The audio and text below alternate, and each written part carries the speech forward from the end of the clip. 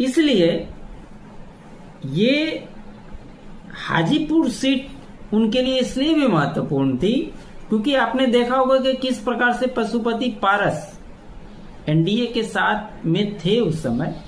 तो उन्होंने इस प्रकार से दावा ठोक दिया था जैसे लग रहा था कि दोनों चाचा भतीजा में क्या हो।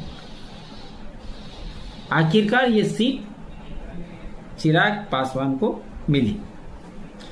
ये सीट उनके पिता रामविलास पासवान जी की विरासत मानी जाती है क्योंकि वो लगातार वहां से जीतते रहे। अब सवाल ये है कि 2025 के विधानसभा चुनाव में चिराग कितनी सीटों का डिमांड करेंगे। सूत्रों की माने तो चिराग 35 से 40 सीटों पर लड़ने का मन बना चुके हैं।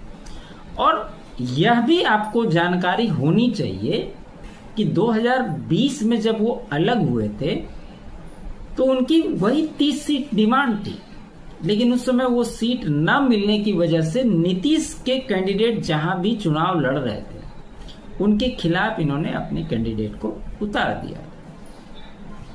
बीजेपी इस स्थिति में है कि वो चिराग को नजरअंदाज भी नहीं कर सकती, ये भी एक सत्य है।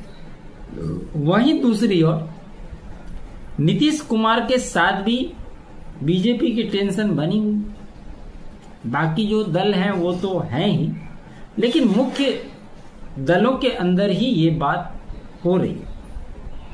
अब सवाल ये उठता है कि चिराग के पास ऐसी कौन सी ताकत है, तो इसको भी समझने का प्रयास करते हैं। सबसे पहले दोस्तों, चिराग के पास पासवान वोट बैंक जो है, जो उनके पिता की धरोहर थी, वो चुनाव में दिखा कि वो पूरा का पूरा रामविलास पासवान जी की धरोहर को चिराग पासवान जिस प्रकार से बढ़ा रहे थे, जनता ने भी, उनके समाज ने भी उनको उनके उत्तराधिकारी के रूप में स्वीकार किया। और इतना ही नहीं, दलित समाज में उनकी पकड़ और मजबूत हुई। रामविलास पासवान की विरासत उनके साथ है और युवा वोटरों में चिराग का क्रेज बहुत अच्छा है। और चिराग पासवान के साथ सबसे बढ़िया बात यह है कि उन्हें हर वर्ग के लोग पसंद करते हैं।